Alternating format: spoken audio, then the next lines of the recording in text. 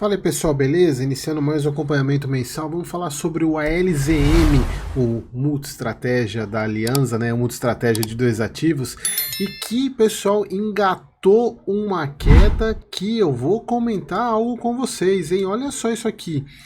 Eu peguei aqui a cotação, olha só, nos últimos 6 meses, principalmente aqui desde abril, engatou uma queda de mais de 10%. E, ao meu ver, sem nenhuma justificativa plausível. Eu vou dar uma elocubrada em algumas possibilidades, mas de fato eu não vejo nenhuma justificativa para isso. O ALZM, como eu falei para vocês, ele era um FOF que virou multi-estratégia, né? Na verdade, ele quando ele teve aquela do Kill, como é que chamava o fundo que ele incorporou? O Kill Me, né? Kill Me, agora eu não lembro de cabeça. Que ele deu uma alavancada na questão de ativos, né? Mas ainda ele é um multi-estratégia, digamos, metade-metade, né? Metade CRI e metade fundo imobiliário. Mas de fato, eu não sei o porquê que ele tem essa queda tão exacerbada. Porque estão mantendo os rendimentos, embora ele usou reserva esse mês. Mas se vocês observarem pela cotação de mercado, que hoje, como eu mostrei para vocês, está em 7,70, até menos do que fechou. 7,70 está dando um yield de mais de 1,10 ao mês. É muita coisa, né? Se a gente for analisar. E aí eles tentam aqui no comentário, tentar justificar, na verdade não justificar a queda, mas mostrar que eles vêm trabalhando direito, né? Só um ponto aqui, que isso aqui para mim não faz muito sentido, como eu falo para vocês, ainda mais num fundo desse, né? Não faria o menor sentido, podia tirar essa porcaria dessa taxa de performance, né?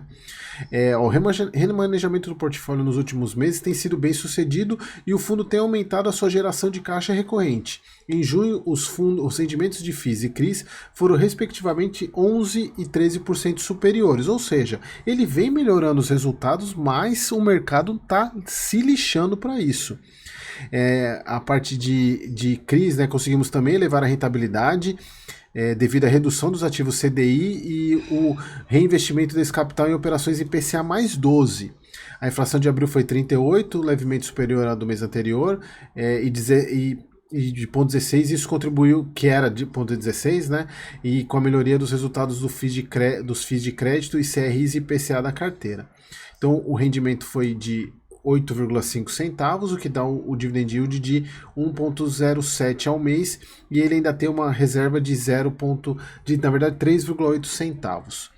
Então, a parte de portfólio de CRI hoje é 46,3 e o restante é fundo imobiliário. Então, ele é um multi-estratégia que não tem ação, não tem FDIC, não tem SPE, que de fato, para ele se tornar de fato um multi-estratégia, ele precisa melhorar muito isso.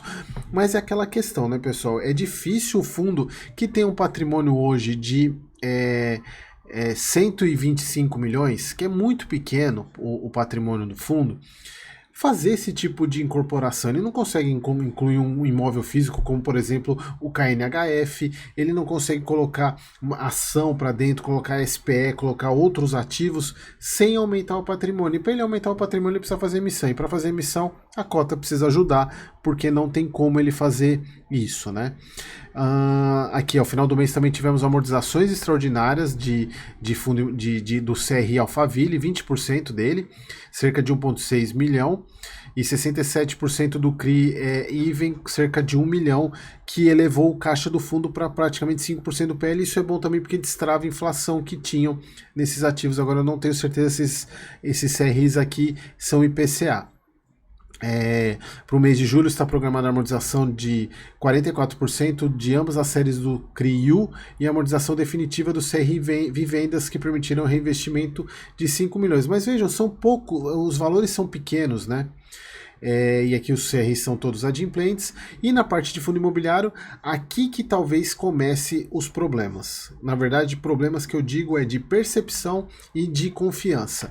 Aumentamos a posição do GZIT 11 e do ALZC 11, que é um fundo acho que é um fundo de CRI, se eu não me engano, da própria Aliança. E aqui, pelo menos, o que dá a entender é que eles fizeram participação do ALZC em mercado secundário.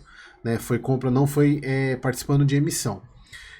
Não falam nada aqui, né? E também subscrever aqui o outro ponto. Subscreveram 5 milhões na oferta pública do VRTM, o multi-estratégia da Fator, cuja emissão de cotas comprará bons ativos do Wolf 11, o qual compõe a carteira do LZM. Ouro 11 e do FAOE 11 e a preço de mercado e viabilizará bons rendimentos recorrentes. Aí eu pergunto para vocês, meus queridos e queridas, não seria melhor pegar esse recurso e investir direto no Wolf 11? Não faz muito sentido isso, né? Por isso, pessoal, que a gente aqui o LZM ele é um pouco diferente dos outros multi-estratégias, que ele tem muito mais cara de FOF do que particularmente um hedge fund.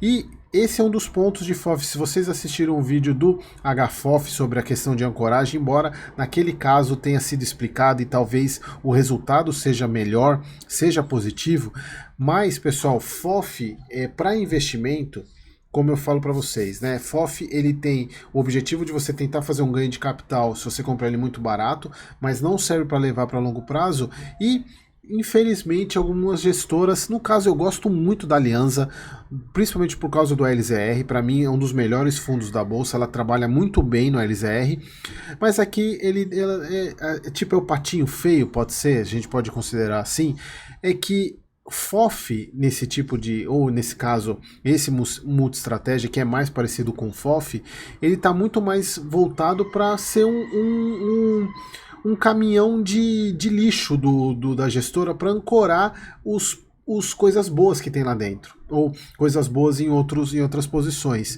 E aqui, isso é uma opinião minha, tá, pessoal? Se vocês discordem, deixa aqui nos comentários, mas sempre com respeito, né? Mas o que eu falo é o seguinte, não seria melhor ele investir diretamente no Wolf 11, em vez de fazer essa manobra toda, e aí a gente vai ver mais para frente se vai ter alguma retribuição da Fator para a Alianza, participando de alguma outra emissão. Esse é o ponto que a gente tem sempre que ficar atento, né? Bom, mas aí aí depois a gente reclama, né, que algumas pessoas falam dessa questão de conflito de interesse, de ancoragem, mas é isso aí. Vamos lá, continuando aqui. Seguimos atentos a oportunidades de investimento com carrego superior ao CDI. A carteira de FII encerrou o mês com 48,8% do patrimônio líquido, e sendo 27% em multi-estratégia, 26% em logística, 20% em crédito, 18% em lajes e 3% renda urbana, 2,5% em shopping e 2% em outras classes. Aqui eles fazem a questão do PVP, que é a mesma lógica que vocês observam em FOFs, quando ele fala que ele tem a valorização patrimonial do próprio fundo e a valorização dos ativos que tem dentro dos fundos imobiliários que tem dentro da carteira. Então ele considera que ele tem 0,96 do próprio ativo e 93 da carteira, multiplicando um pelo outro, ele tem um desconto aí de 11%, que é o que ele enxerga de potencial de valorização. Então aqui o resultado, eles usaram 0,1 centavo por cota, ainda tem 0,3, chegaram a 10 mil cotistas, variação de 1,6. Rendimento que a gente já falou, né? Aqui eles fazem uma comparação que para mim não tem muito a ver. Aqui a gente vê, isso eu falei num dos vídeos passados, né, que eles estavam com uma covariância positiva entre o NTNB e FIX, os dois subindo, que não era para acontecer, aí começou a ter a correção, e de fato a gente vê que possivelmente essa correção continue, embora a gente tenha visto uma queda da taxa do NTNB 2035, e talvez, se a gente voltar a ter aumento da taxa de juros, quem sabe esses juros futuros também não se estabilizem. Bom, que mais? Só para a gente fechar aqui, pessoal, aqui eu deixei marcado que é uma das grandes críticas ao LZM, que ele tem praticamente 24%, eu somei aqui os PE, a porcentagem dos PLs, né, de fundos da casa. Ele tem 9,4% desse Alianza HU, o ALZC que ele pegou agora, o Alianza Offices e esse Alianza RE aqui de logística, que dá 23,8% do PL. É muita coisa, né? E aí a gente vê, será que, por mais que a gente possa ter, a gente tem que ver sempre pelos dois lados, né? Quem melhor a gestora do que ela, quem melhor que ela para conhecer os próprios ativos que tem lá e as possibilidades de retorno que esses ativos vão dar. Mas será que seriam as melhores alocações para serem feitas?